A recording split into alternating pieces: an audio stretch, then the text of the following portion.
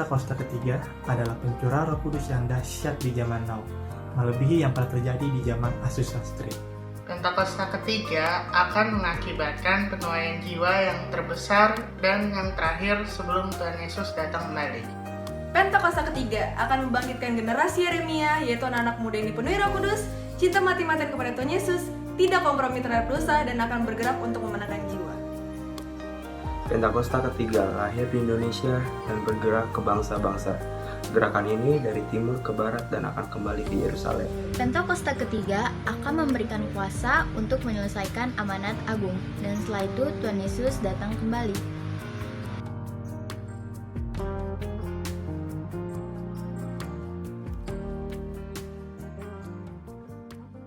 Shalom, apa kabar saudara? Saya percaya kita semua luar biasa.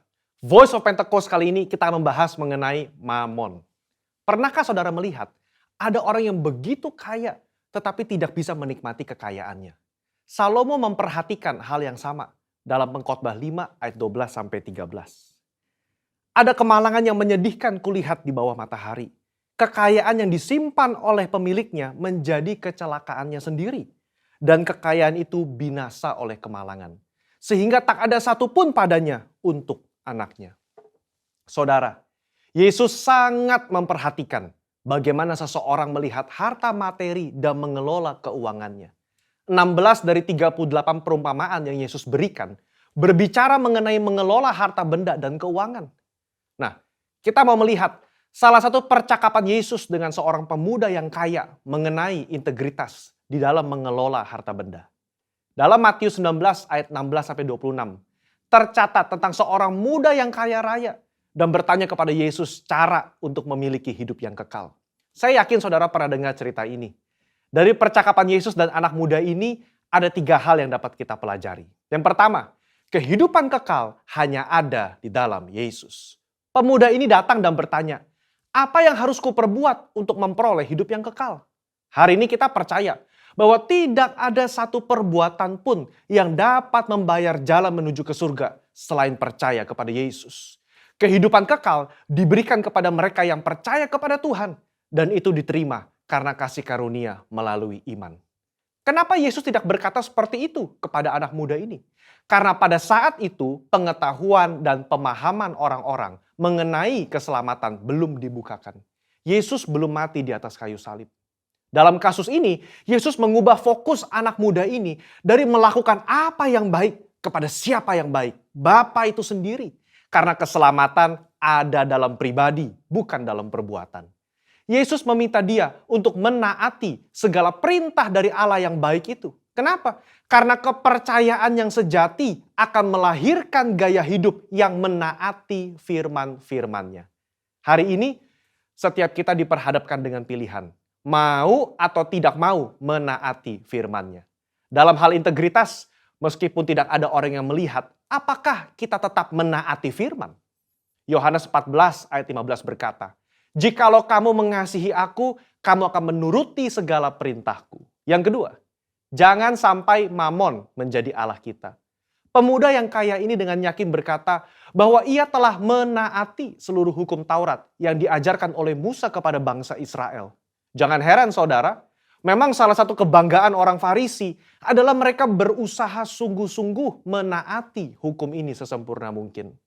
Rasul Paulus saja pernah berkata dalam Filipi 3 ayat yang ke-6, tentang kebenaran dalam menaati hukum Taurat, aku tidak bercacat. Kok bisa? Ya, secara eksternal mungkin bisa ditaati sempurna. Tapi dalam hati siapa yang tahu? Di sini, Yesus menaikkan derajat hukum ke standar yang sejati. Hukum tidak hanya mengatur soal perbuatan, tapi menyangkut hati dan pikiran. Anak muda ini begitu yakin telah menaati hukum Taurat, tetapi dia lupa soal hatinya yang terpikat dengan uang. Dia begitu sedih karena hartanya banyak dan hatinya terpaut pada keinginan untuk menjadi kaya, melebihi kasihnya kepada Allah dan kepada saudara-saudaranya. Di situ, Yesus menunjukkan masih ada yang kurang dalam dirinya dalam menaati hukum. Serta memberitahukan bahwa Allah yang disembah oleh anak muda ini sebetulnya bukan Tuhan, tetapi Mamon. Anak muda ini lebih suka menaati Mamon ketimbang menaati perintah Allah. Disinilah letak integritas hati berada. Kesesuaian pikiran dan hati terhadap firman Tuhan. Poin yang ketiga, kita harus selalu mengecek motivasi hati kita. Matius mencatat, ketika orang muda itu mendengar perkataan itu, pergilah ia dengan sedih sebab banyak hartanya. Kenapa dia sedih? Karena Yesus menunjukkan dengan jelas apa yang menjadi fokus utama dalam hidupnya, yaitu uang. Kedua, dia sedih karena meskipun sudah tahu akar masalahnya, dia tidak rela menukar harta duniawinya dengan harta di surga. Kehidupan kekal itu sendiri. Saudara, Allah begitu mengasihi saudara dan saya. Dia tidak rela kita tertipu dengan kenikmatan duniawi yang bersifat sementara. Padahal di surga nanti, kebahagiaan yang dia siapkan itu kekal adanya. Mungkin kita berpikir, biarlah di dunia hati saya fokus mencari uang dan uang dan uang. Nanti begitu di ujung kehidupan, baru saya berpikir soal surga dan Yesus. Tidak ada yang tahu kapan ajal menjemput atau kapan Tuhan datang menjemput kita. Yesus sudah berkata dalam Matius 6 ayat 24, tidak seorang pun dapat mengabdi kepada dua tuan. Kamu tidak dapat mengabdi kepada Allah dan kepada Mamon. Ini berbicara soal integritas hati kita di hadapan Tuhan. Orang yang terus-menerus berfokus kepada uang atau mamon akan kesulitan menempatkan Tuhan sebagai prioritas pertama dalam hidupnya. Percayalah, kita yang mencari dahulu kerajaan Allah dan kebenarannya, Tuhan akan cukupkan kebutuhan kita di dunia ini. Allah adalah Bapa yang baik, yang suka memberi berkat kepada anak-anaknya. Mari kita belajar mengucap syukur dan menerima berkat yang Tuhan berikan dengan rasa cukup. Saya tutup dengan kata-kata bijaksana dari Raja Salomo. Siapa mencintai uang tidak akan puas dengan uang. Siapa mencintai kekayaan tidak akan puas dengan penghasilannya. Saya berdoa, kita semua mengucap syukur atas berkat yang Tuhan beri dalam hidup ini. Dan biarlah hidup kita terus menjadi berkat bagi orang lain. Mari berlomba-lomba mengumpulkan harta di surga, bukan di dunia ini. Saudara, untuk penjelasan lebih lengkap dari tim teologi kami, jangan lupa buka link yang ada di atas atau scan QR Code yang tersedia. Salam integritas, Tuhan Yesus memberkati.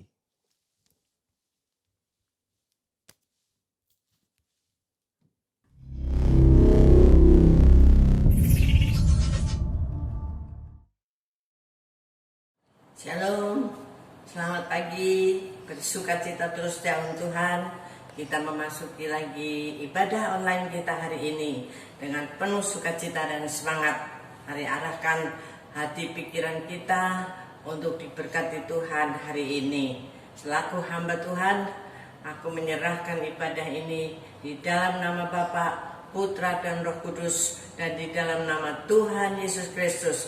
Engkau hadir dan memberkati setiap kami di ibadah-ibadah online kami. Haleluya, amin. Selamat beribadah, Tuhan memberkati. Shalom Bapak Ibu Saudara yang dikasihi Tuhan, berjumpa lagi dengan kita. Saya percaya bahwa kita semakin diberkati Tuhan dari hari ke hari, amin. Sebelum kita memulai, kita akan perkatakan DNA gereja kita, diikuti dengan firman Mazmur 91. Dalam hitungan ketiga kita akan membacakan sama-sama. 3, 2, 1. Saya adalah prajurit Tuhan yang gagah perkasa dan mempunyai gaya hidup berdoa, memuji dan menyembah Tuhan bersama-sama dalam unity, siang dan malam, dan yang melakukan kehendak Bapa pada zaman ini dengan bertumbuh dan melayani. Orang yang duduk dalam lindungan yang maha tinggi dan bermalam dalam naungan yang maha kuasa akan berkata kepada Tuhan, tempat perlindunganku dan kubu pertahananku, Allahku yang percayai. Sungguh, dialah yang akan melepaskan engkau dari jerat menangkap burung, dari penyakit sampar yang busuk. Dengan kepaknya, ia akan melindungi engkau, di bawah sayapnya engkau akan berlindung. Kesetiaannya ialah perisai dan pagar tembok. Terhadap kesehatan malam, terhadap panah yang terbang di waktu siang, terhadap penyakit sampar yang berjalan dalam gelap, terhadap penyakit menular yang mengamuk di waktu petang. Walau 1000 orang rebah di sisimu dan 10.000 sebelah kananmu, tetapi itu tidak akan menimpamu. Kau hanya menontonnya dengan matamu sendiri. dan melihat pembalasan terhadap orang-orang fasik. Sebab Tuhan ialah tempat perlindunganmu yang maha tinggi, telah membuat tempat berlindung. Malapetaka tidak akan menimpa kamu, dan ulah tidak akan mendekat kepadamu. Sebab malaikat-malaikatnya akan diperintahkannya kepadamu untuk menjaga engkau di segala jalan. Mereka akan menantang engkau di atas tangannya, supaya kakimu jangan teratuh kepada batu. Singa dan ular tedung akan kau langkahi. Engkau akan menginjak anak singa dan ular naga. Sungguh hatinya melekat kepadamu, maka aku akan meluputkannya. Aku akan membentenginya, sebab ia mengenal namamu. Bila ia berseru kepadaku, aku akan menjawab. Aku akan menyertai dia dalam kesesakan.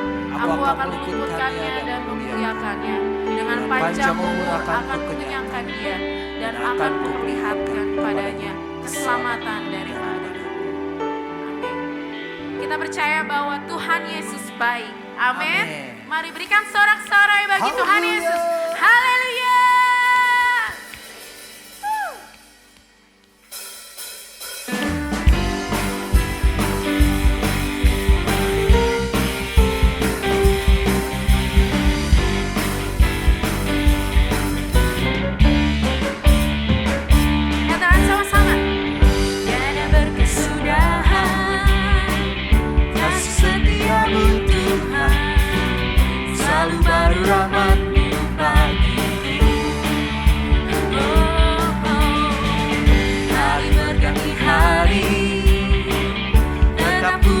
Kasih-Mu tak pernah berakhir di hidupku. Tuhan Yesus baik. Tuhan Yesus baik, sungguh amat baik, untuk selama-lamanya. Tuhan Yesus baik, Tuhan Yesus baik, sungguh amat baik, untuk selama-lamanya. Tuhan Yesus baik. Katakan dari awal dengan sungguh-sungguh. Tiada berkesudahan kasih setia-Mu Tuhan, selalu baru rahmat-Mu bagiku. Dari hari ke hari, Hari berganti hari, tetap kulihat kasih-Mu tak pernah berakhir di hidupku. angkat jempolnya sama-sama. Tuhan Yesus baik, sungguh amat baik, untuk selama-lamanya. Tuhan Yesus baik, Amin. Tuhan Yesus baik, sungguh amat baik, untuk selama-lamanya. Tuhan Yesus baik. Katakan sekali lagi, Yesus baik bagimu. Amin.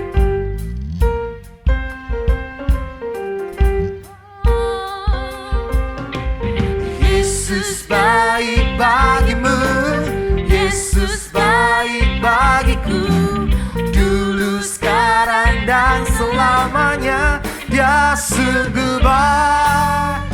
Yesus baik bagimu, Yesus baik bagiku, dulu, sekarang, dan selamanya. Dia sungguh baik. Tuhan Yesus baik, sungguh amat baik, untuk selama-lamanya. Tuhan Yesus baik, Tuhan Yesus baik, sungguh amat baik, untuk selama-lamanya. Tuhan Yesus baik, Katakan dari selamanya. dari selama-lamanya sampai selama-lamanya, Dari selama-lamanya. sampai selama-lamanya, untuk selama-lamanya. Tuhan Yesus baik.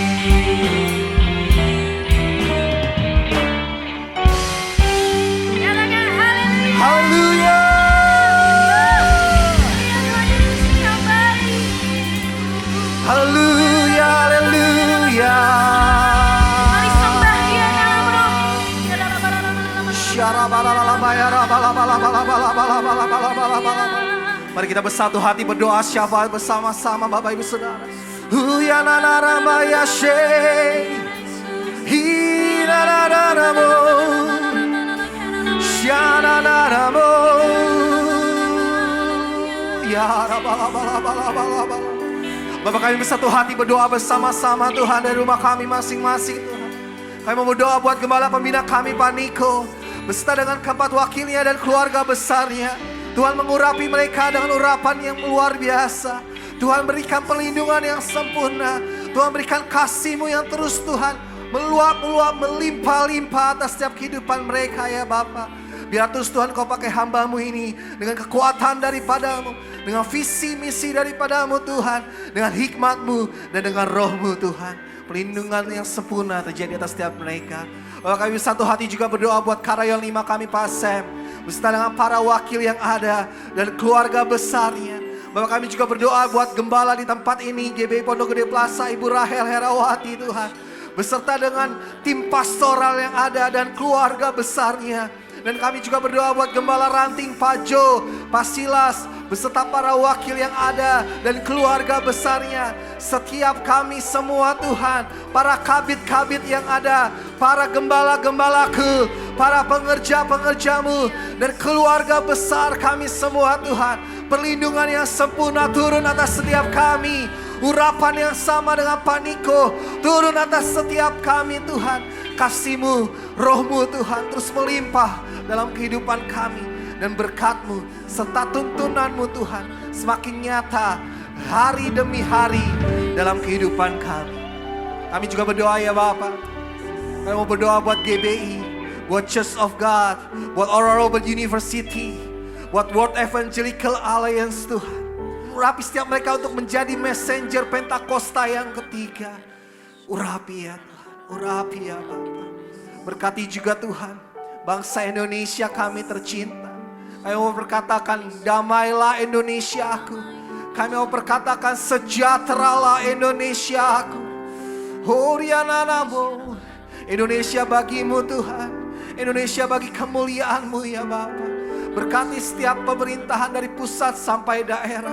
Berkati Pak Presiden kami Pak Jokowi dan Pak Ma'ruf Amin. Berkati kabinet menteri yang ada. Berkati lembaga yang ada, legislatif, eksekutif, yudikatif Tuhan. Berkati Tuhan setiap lembaga-lembaga ini Tuhan. Berkati juga aparatur-aparatur pemerintahan yang ada. Berkati tenaga-tenaga kesehatan yang ada. Kami percaya Tuhan, Indonesia bagi nama-Mu, Indonesia bagi nama-Mu Tuhan. Pakai Tuhan setiap kami semua untuk menjadi saksi-saksi-Mu Tuhan. Kami mau declare Tuhan, Maranatha Tuhan Yesus datang.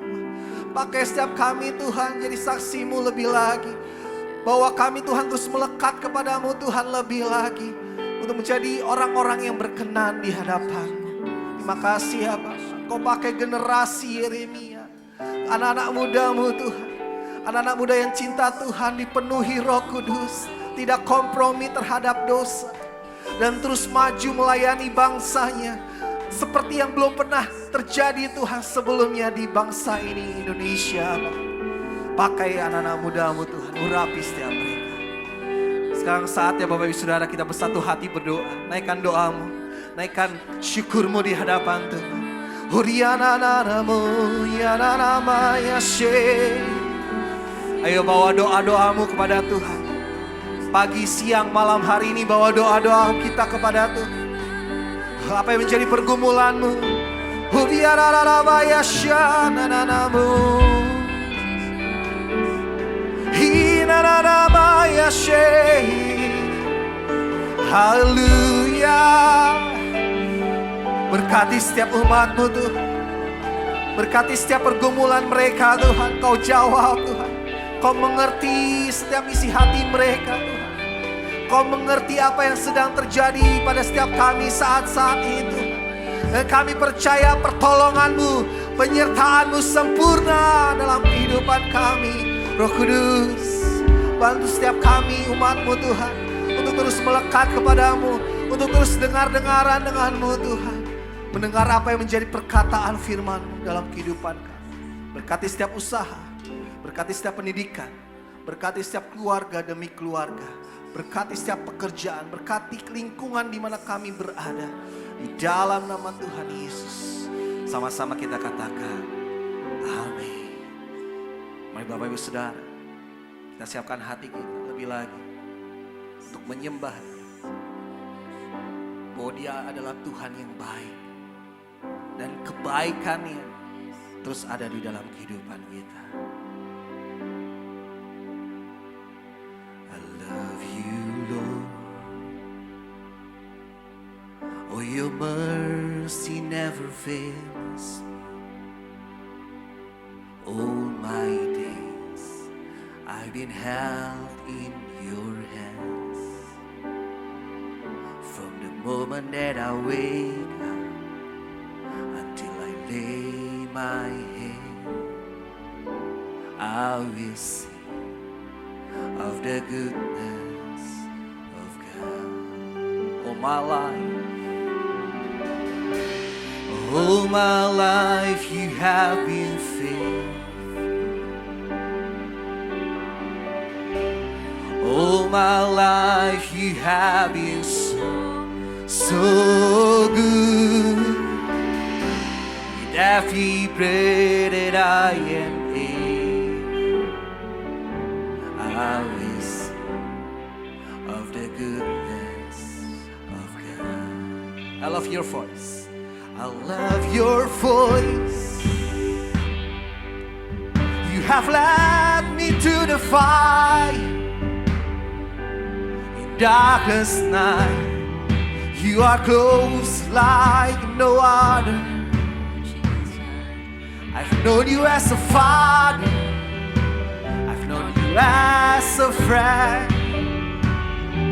I have lived in the goodness of God. All my life, you've been faithful. all my life, You have been so yes, Lord, good. you are good. With every breath that I am able, I will sing of the goodness of God. All my life, sing it out. All my life you have been faithful. You are faithful. All my life you have been so good. With every breath that I am able, I will sing of the goodness of God. Oh, my life you have been faithful. yes, Lord. Sha-la-la-la-bo. All my life you have been so good.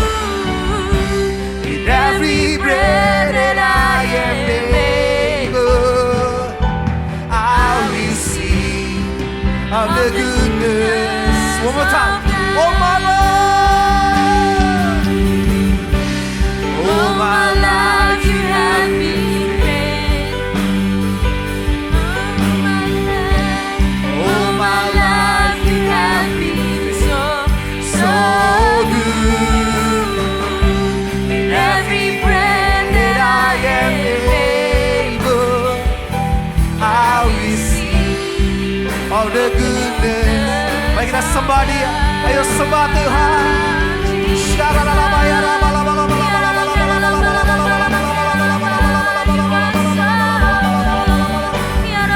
Oh, ya Rabaya, Sharabaya, Rabaya, Ya Rabaya,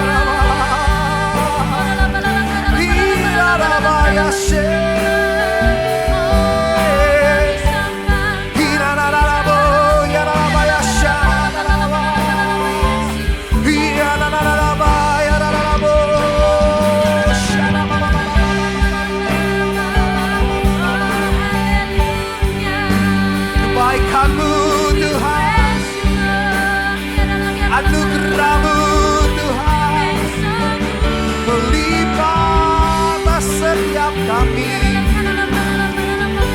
Ya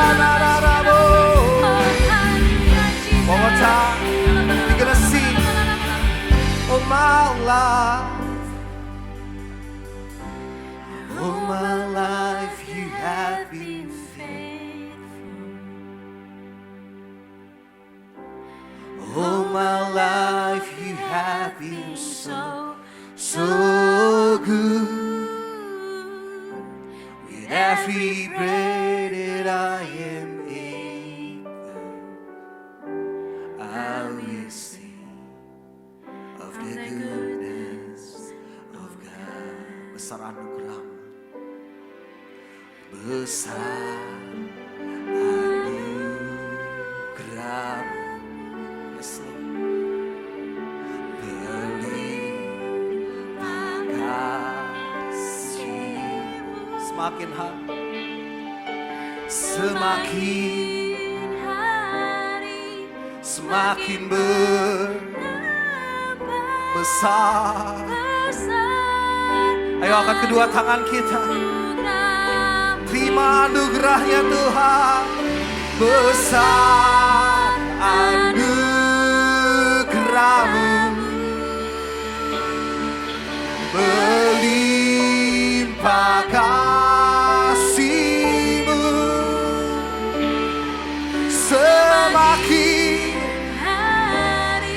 Semakin bertambah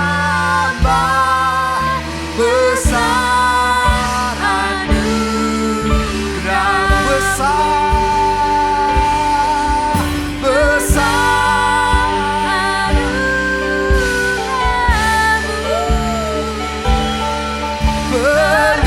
berlimpah kasih-Mu Tuhan. Semakin hari, semakin besar.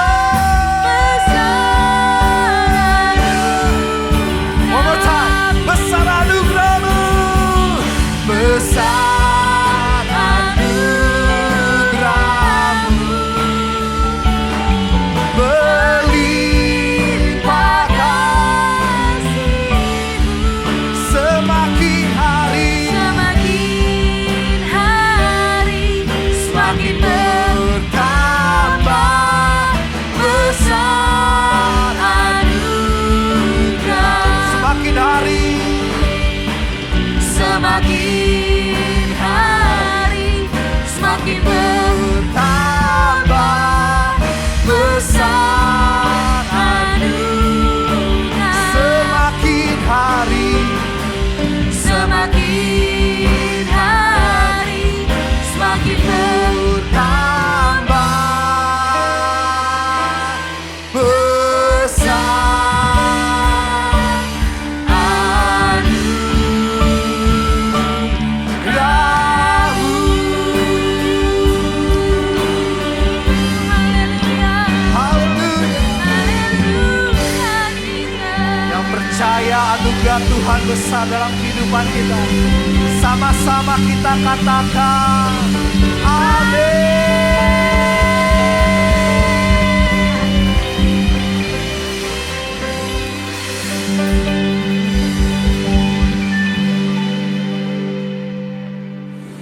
Shalom, selamat bertemu kembali hari Minggu ini di akhir April. Kami bersyukur Tuhan sudah selesaikan bulan April dengan baik. Dan segera nanti di 2 Mei kita akan kembali beribadah di gereja tatap muka. Tuhan Yesus menyertai kita semua. Nah, Bapak Ibu Saudara, kita sekarang ini sedang masuk di dalam era berpuasa, ya, yaitu berpuasanya saudara sepupu kita, tapi kita juga dengan Paniko diharapkan ikut juga dalam berpuasa ini, berpuasa raya, untuk kita berdoa bagi bangsa dan negara kita, juga dengan untuk segala macam bencana, sakit penyakit yang masih ada di sekitar kita. Nah, saudara, saya mau ajak saudara merenungkan kembali apa sih berpuasa yang Tuhan mau. Jadi saya berikan judul hari ini, berpuasa yang benar dan berjumpa Yesus. Nah, mari kita akan melihat ayat tentang hal berpuasa, tentu saja di Yesaya 58 ayat 3 sampai dengan 9. Yesaya 58 ayat 3 sampai 9, tapi kita bagi dalam 3 bagian. Pertama saya ambil dulu ayat 3 sampai dengan 5. Yesaya 58 ayat 3 sampai 5 saya akan bacakan bagi saudara. Mengapa kami berpuasa dan engkau tidak memperhatikannya juga? Mengapa kami merendahkan diri dan engkau tidak mengindahkannya juga? Sesungguhnya kamu berpuasa sambil berbantah dan berkelahi serta memukul dengan tinju dengan tidak semena-mena. Dengan caramu berpuasa seperti sekarang ini, suaramu tidak akan didengar di tempat tinggi. Sungguh-sungguh, inikah berpuasa yang ku kehendaki, hanya besar yaitu oleh Allah, dan mengadakan hari merendahkan diri. Jika engkau menundukkan kepala seperti gelagah dan membentangkan kain karung dan abu sebagai lapik tidur, sungguh-sungguh itukah yang kau sebutkan berpuasa, mengadakan hari yang berkenan pada Tuhan? Nah, saudara, ini bagian pertama. Kita lihat apa sih puasa yang Tuhan inginkan itu. Di situ di ayat 3 dikatakan, kenapa sih kita berpuasa, kita berdoa sambil berpuasa, tapi Tuhan kok sepertinya tidak mendengarkan kita. Yang pertama, karena kita berpuasa tetapi masih berkelahi, masih bertengkar. Artinya masih sifat-sifat kedagingan kita itu masih sangat kental banget. Marah masih jalan terus, luka batin, kecewa masih terus ada, kita dendam, kita pendam terus, saudara. Dan juga selanjutnya mendesak-desak bulumu, artinya memaksakan kehendak daging kita kepada orang lain, menekan, minta supaya orang lain tetap kerja full, kerja dengan semangat terus, dan ditekan-tekan, walau sampai dengan menggelar tikar di jalanan supaya orang tahu kita berpuasa, tapi itu bukan yang Tuhan mau, sehingga seolah-olah kita bilang Tuhan tidak mendengarkan. Itu hal yang pertama yang kita perlu pelajari, saudara. Jadi berpuasalah seperti yang Tuhan mau. Jadi jangan lakukan hal-hal itu. Masih tetap berkelahi, masih tetap kecewa, masih tetap sakit hati. Padahal kita berpuasa sampai berusaha sebaik-baiknya, tidak makan, tidak minum sebagian orang, ya. Dan apa yang dihasilkan ternyata tidak seperti yang kita inginkan. Itu hal pertama, penyebab daripada doa puasa kita tidak menghasilkan atau tidak didengar Tuhan. Yang kedua adalah ayat 8 dan 9 dari Yesaya tadi, 58 ayat 8 dan 9. Saya bacakan. Ayat 6 dan 7 dulu, saudara. Tadi ayat 3 sampai 5, sekarang ayat 6 dan 7. Dijawab oleh Tuhan, bukan berpuasa yang ku kehendaki, yang Tuhan kehendaki, ialah supaya engkau membuka belenggu-belenggu kelaliman dan melepaskan tali-tali kuk, supaya engkau memerdekakan orang yang teraniaya dan mematahkan setiap kuk, supaya engkau memecah-mecah rotimu bagi orang yang lapar dan membawa ke rumahmu orang miskin yang tak punya rumah. Dan apabila engkau melihat orang telanjang, supaya engkau memberi dia pakaian dan tidak menyembunyikan diri terhadap saudaramu sendiri. Ini bagian yang kedua, saudara. Ayat 6 mengatakan, yang dikehendaki Allah adalah kita itu punya kuasa di dalam kita berpuasa, karena kita puasa sesuai dengan yang Tuhan mau, sehingga kita punya kuasa, kita mengalami dan membuktikan mujizat-mujizat, yaitu melepaskan belenggu-belenggu. Belenggu apa aja? Belenggu dosa masa lalu, belenggu kelaliman, kekejaman, ya, melepaskan tali-tali kuk, ikatan-ikatan masa lalu, tradisi-tradisi lama, dan memerdekakan orang yang teraniaya. Ya, jadi itu bagian yang terpenting di dalam puasa itu, kita tuh menarik kuasa Allah sehingga ada mujizat yang terjadi melalui doa puasa kita.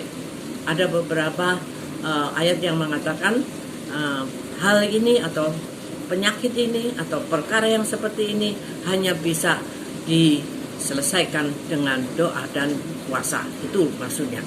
Tapi puasanya tidak melakukan hal-hal yang di bagian 1 tadi itu. Ya, benar-benar kita melakukan dengan hati yang tulus, dengan banyak berdoa dan keintiman kita dengan Tuhan, bukan berpuasa yang asal kita tidak makan dan tidak minum, bukan. Ya, puasa kita itu banyak macamnya, saudara. Jadi kita bisa pilih. Puasa artinya adalah kita mengurangi nafsu kita. Jadi yang terpenting itu sebetulnya adalah puasa tuh rohani, secara rohani, tidak hanya jasmani. Ya, karena kalau jasmani dan kita tidak mengimani dan kita tidak melakukan yang baik dan benar, sepertinya kita hanya diet atau menguruskan badan. Ya, sayang, itu tidak akan menghasilkan apapun.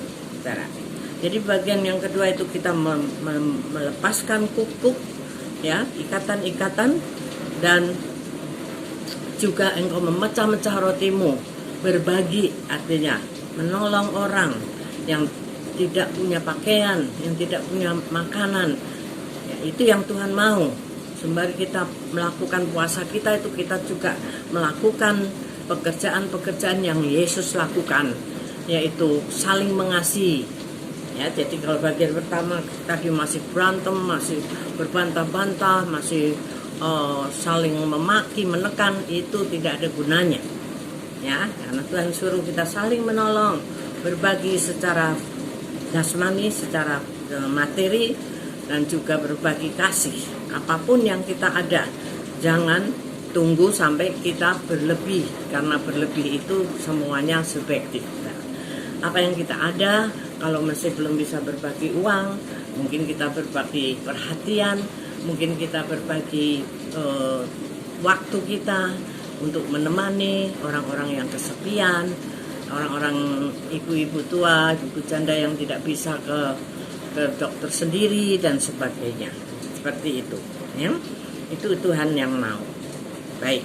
Lalu bagian yang ketiganya, puasa itu adalah di ayat 8 dan 9. Nah, pada waktu itulah, ya, pada waktu kita melakukan itu semua tadi yang Tuhan mau di ayat 6 dan 7, itu terangmu akan merekah seperti fajar dan lukamu akan pulih dengan segera.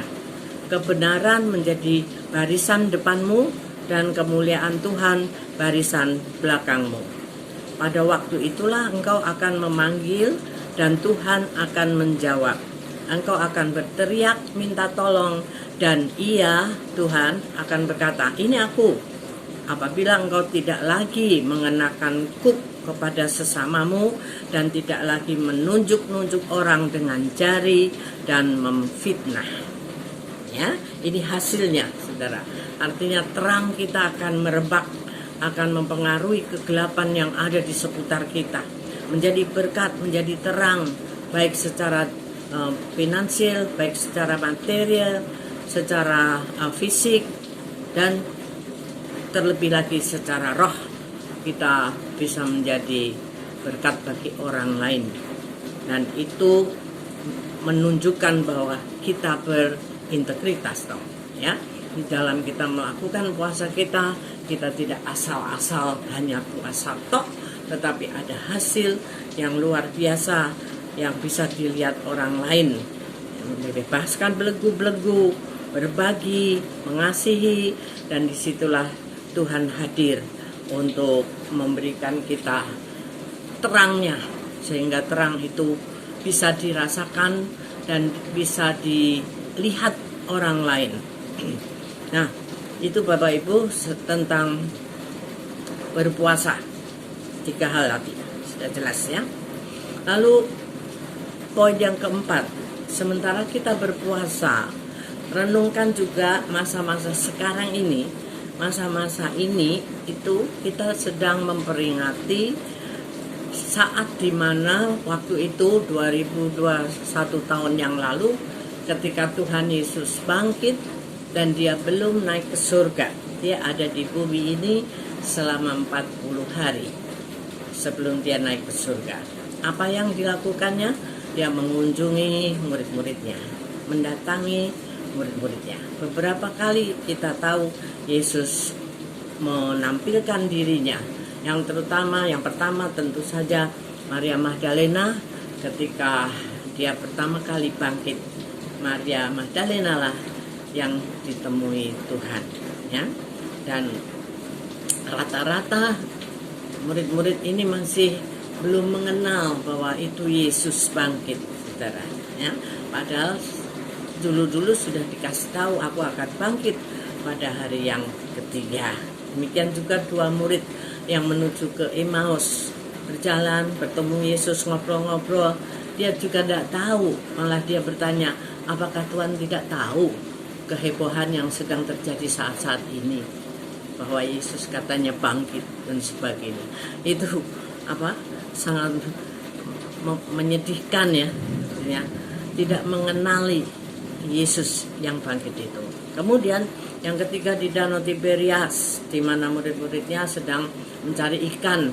Lalu Yesus bertanya, adakah lauk pauk di antaramu? Lalu Tuhan memberikan petunjuknya untuk mendapatkan ikan itu. Tuhan baik sekali, memberikan juga makanan secara jasmani di Danau Tiberias itu. Yang berikutnya adalah kalau sekarang kita bilang di kulkulnya murid-muridnya Tuhan Yesus, di persekutuan-persekutuan. Mereka sedang bersekutu, mereka masih berdoa, mungkin juga berpuasa untuk menanti-nantikan Tuhan Yesus bangkit. Ya. Nah, itu tiba-tiba di dalam ruangan yang terkunci, dan Tuhan hadir dan Tuhan masuk tanpa membuka kunci. Nah, itu Tuhan yang dahsyat, Tuhan yang ajaib. Dia ada dalam tubuh kemuliaannya untuk menemui murid-muridnya, supaya membuktikan bahwa aku benar-benar aku bangkit. Tetapi sayang, di saat itu ya, Thomas tidak hadir di situ, saudara. Entah kemana dia. Ya, menurut saya sih mungkin dia stres, kelamaan nunggu Tuhan tidak bangkit-bangkit. Ya mungkin stres juga karena kenapa Yesus bisa mati. Ya, mungkin dia kelamaan juga dikunci, tidak kemana-mana seperti kita pada waktu awal-awal pandemi ini, di lockdown, semua di rumah, tidak bisa pergi-pergi, masih ketakutan, ya. Walaupun sekarang masih ada pandemi, tapi sudah mulai berani pergi-pergi kemana-mana, ke mall, ke restoran, tapi ke gereja seringkali takut. Itu yang aneh, saudara ya. Tapi saya percaya saudara di sini tidak takut lagi, ya. Pada waktu nanti kita buka ibadah kita, mari kita bersama-sama beribadah tatap muka, ikuti protokol, dan itu tidak membahayakan. Justru yang dapat itu dari luar-luar sana, ya. Jadi bukan dari gereja yang membuat penularan, saudaraku. Baiklah, mari kita setia kepada Tuhan. Jangan sampai kita terlewatkan seperti Thomas, sehingga dia akhirnya mengatakan, aku tidak percaya, ketika teman-temannya bercerita bahwa Tuhan Yesus datang loh, benar-benar dia sudah bangkit, ya, dia masuk di sini walaupun pintu terkunci, membuktikan tangannya, lambungnya yang berlubang. Tetapi Thomas bilang, kalau aku belum mencucukkan sendiri jariku di lambung Yesus, aku tidak akan percaya. Nah, itu saudara, luar biasa si Thomas ini. Jangan punya iman yang seperti Thomas, ya. Nah, puji Tuhannya, Tuhan Yesus orang yang luar biasa, bukan seperti kita yang gampang baper, gampang marah ya. Dan dia benar-benar sekali lagi 8 hari setelah itu Tuhan Yesus datang kembali ke tempat itu dan ada Thomas di situ. Akhirnya dia katakan, Thomas, ayo kamu maju, cucukkan tanganmu nih di lubangku. Ya, disitulah Thomas bertobat dan Tuhan berkata, biarlah engkau Thomas percaya walaupun kamu tidak melihat. Nah, saudara, hari-hari ini biarlah kita mau merenungkan hal-hal ini. Ini momen di mana Tuhan Yesus sedang kita peringati keberadaannya di bumi sebelum dia naik ke surga itu mendatangi banyak murid-muridnya. Nah, kita adalah murid-murid Yesus, bukan? Nah, saat ini dia sedang mendatangi kita. Maka dari itu jangan undur, jangan absen dari persekutuan-persekutuan kita secara pribadi dengan Tuhan, secara grup, dengan kelompok-kelompok kul kita, dengan kelompok doa kita, ya, dan di dalam ibadah-ibadah kita, walaupun mungkin secara online, beribadahlah dengan benar, dengan serius, jangan nonton, saudara, ya. Kita bukan nonton tapi kita beribadah. Apalagi kalau sudah beribadah, gereja sudah dibuka, mari kita sambut itu. Dan Tuhan pasti menyertai kita. Keseriusan kita untuk berkumpul bersama-sama, itu Tuhan hadir. Sehingga iman kita akan kuat. Tuhan akan mewujudkan kuasanya. Tuhan akan membuktikan dirinya berkuasa luar biasa atas hidup kita saat-saat ini. Nah, itu semuanya karena kita mengikuti Tuhan dengan yakin, dengan iman, dan dengan tuntunan perlindungan daripada Roh Kudus-Nya. Untuk kita mampu melakukan hal itu, yaitu terus tekun, terus setia, menanti-nantikan Tuhan, segera dia akan datang kembali kali yang kedua. Jangan sampai miss seperti Thomas. Nanti akhirnya kita ketinggalan. Sangat menyesal, saudara. Kita lihat keadaan dunia sekarang ini. Musimnya ini.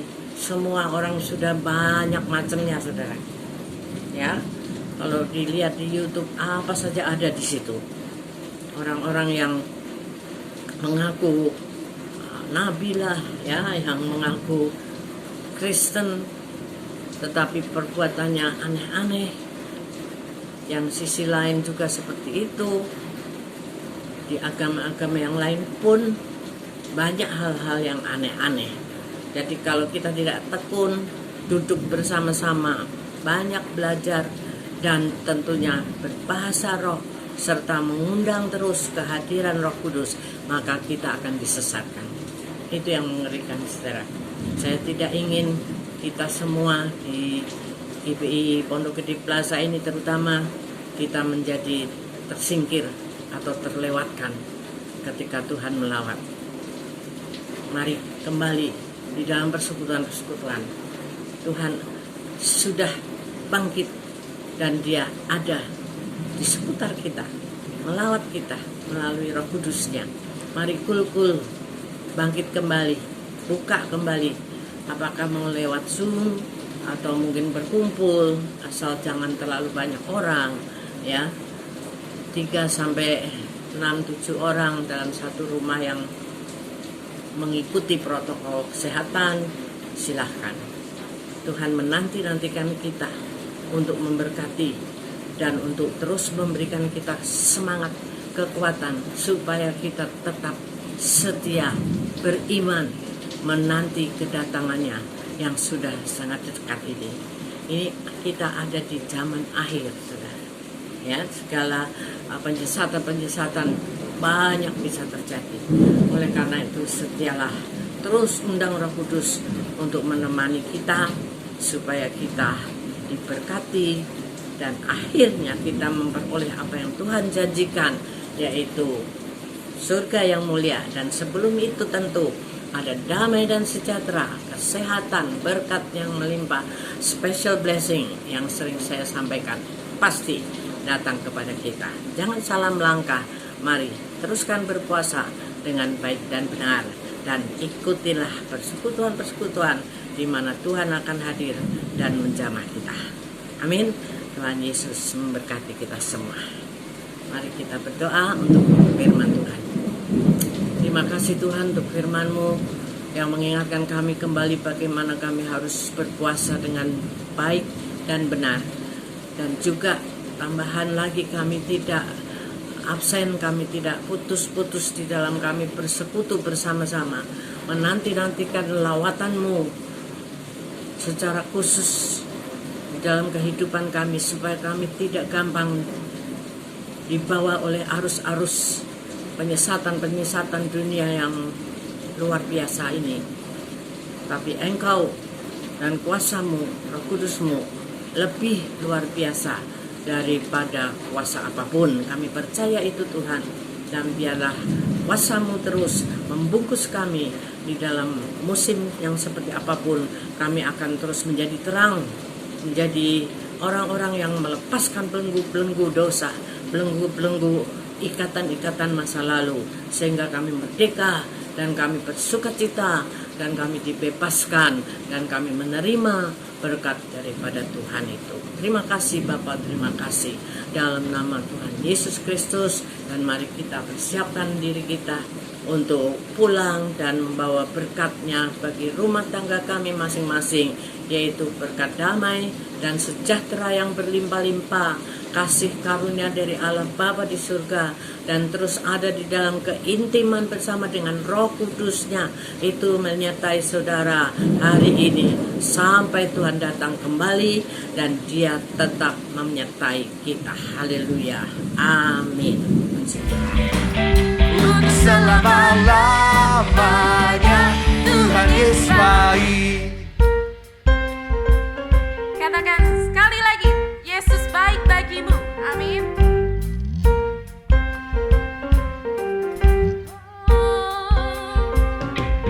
Yesus baik bagimu, Yesus baik bagiku, dulu, sekarang, dan selamanya.